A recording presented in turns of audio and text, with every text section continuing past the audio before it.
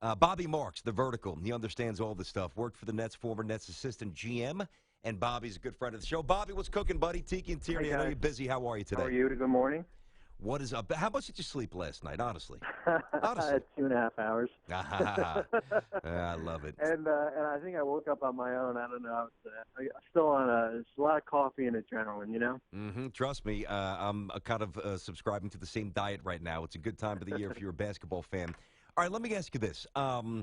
Big picture here. Now that it's actually come to fruition, how many of the teams, a percentage, do you think were ill-prepared not to pursue the names, but to deal with the new economic, the soaring cap? Do you think every team is in a position to lay it out properly and map it out right, or some teams do you think were really caught off guard by this?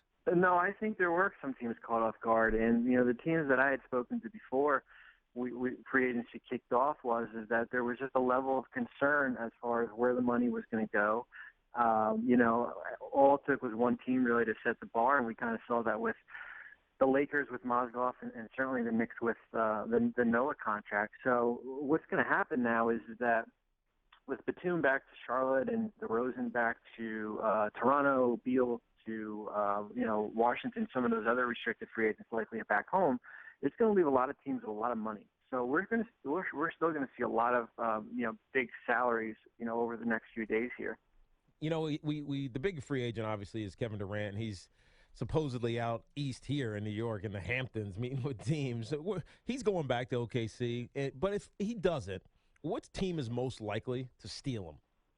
Well, I think we talked about Golden State and the Clippers last night. Golden State has the benefit with the Harrison Barnes and Festus Ezeli restricted free agency where they're not forced to do anything right away. It's not like they're out in the open market. So if they can get some type of an agreement with Durant, over the weekend, they'll be able to clear the rooms. They'd have to move, Bogut likely to a team with cap space and probably slide Durant right into that slot and then renounce Barnes and Ezeli.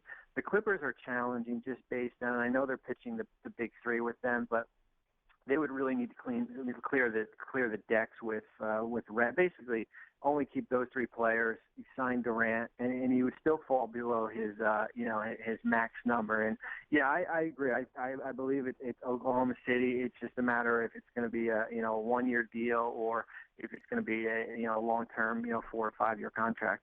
There's obviously a couple of names out there that will still really resonate for a bunch of reasons. Some people think that Dwight Howard is finished. I don't. I think in the right situation, I think he can actually contribute. Obviously, Horford's out there, Chandler Parsons. Of those three players, who do you think signs the quickest? What do you think are possible destinations? How do you think that shakes out, Bobby? Well, I think Parsons is going to be done today, and I think it's either going to be Portland or Memphis, and it's just a matter of what team he picks, and you're going to look at probably 4 years, $94 million for him. So I think that's the direction we're going to see. Memphis, huh? Yeah. Wow. And with Horford, he's going to go through his meetings. With him, the 5th year is big. He had been on a pretty manageable contract in Atlanta, so he's really looking to cash out. Howard is interesting, and I agree with you. And we talked about him a lot last night. And there's just that stigma around him as far as him being such a bad guy. From a background standpoint, he checks off everything okay. But I think we look at him from how it ended in Orlando, how it ended in Los Angeles, and also Houston, that he's going to be this guy who's going to come in and kill your locker room. And I don't see that if you put him in the right structure.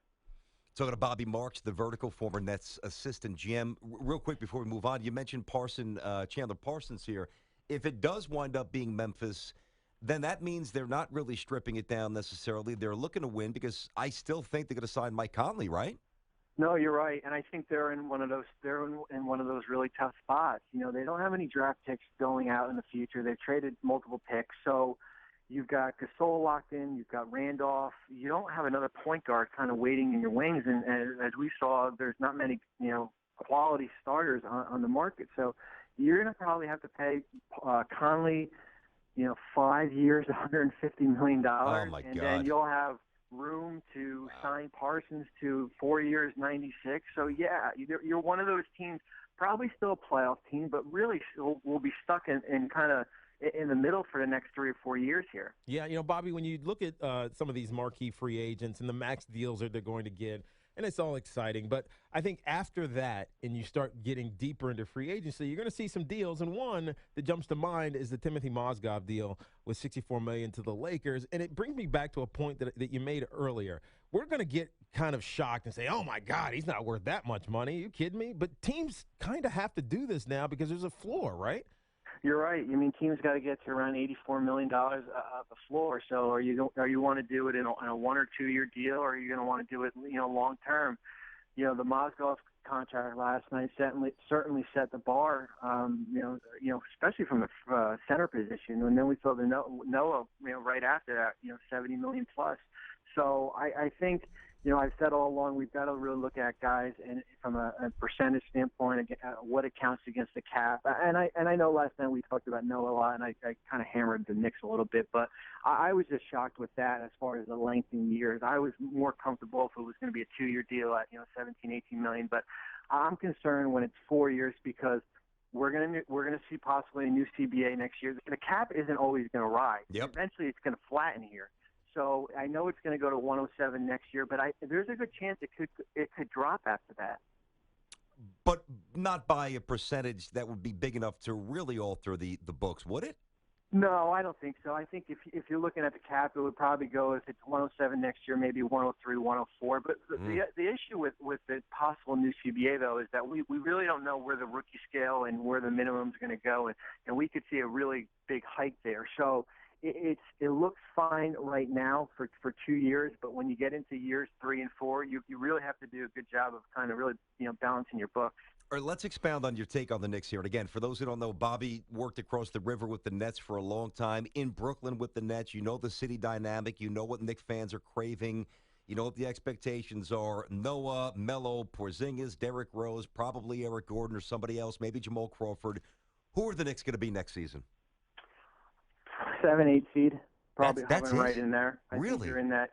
I think we need to see what they do with their bench. I think that's going to be important as far as kind of where you fill out your pieces. It's going to be, with this group right now, and I know it looks good on paper, you better have a safety net based on where some of these players have been from an injury standpoint, outside of really Porzingis here. Rose, possibly Gordon, Melo we've talked about. Now you add Noah. So who is kind of the next line of reinforcements from your bench? And that's going to be the key what New York does, when the dust settles. Bobby, we're focused on free agency right now, but there could be player movement outside of free agency. That includes trades. Do you think we'll see this at some point this offseason, whether it's Kevin Love or Blake Griffin possibly? Well, I think with Love, and he is one of those players that signed under the old TV money, so there's a lot of value. Him, Jimmy Butler, Kawhi Leonard, Gordon Hayward, that group there, those players are very hard to pry, especially where, his contract is going to be, equal to a Nicholas Batum who is now off the board and everything. So it's going to be hard, and especially with Blake, he's going into his last year of his contract. He has a player option for next year. If you're going to do something with him, you're going to do it this summer. It's hard to move him mid-season because you're not going to get as much value back. Danny Ainge's going to do anything here?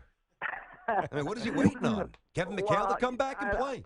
I know, and we talked about it last week during the draft show. I said that, really, Danny's, I'll give him a pass on what he did draft night because now it's free agency time, and you've got, anywhere between $18 and $40 million in room to go out and get a guy. I mean, can you land an Al Horford? Yeah, that would be a huge coup, but I'm not sure if 4 years, $100 million plus can outbid Atlanta. So we might be looking at the same Boston team that ended the season, in the first round. Bobby, outstanding work. Obviously, Bobby Marks is a must-follow on Twitter, part of the Vertical team, Yahoo, former Nets assistant GM, knows the business, he's got the connections, he's got the intel, and that is a wise follow. Good job, buddy. I'll talk to you soon, man. Talk to you guys. Thanks. All righty. Bobby Marks.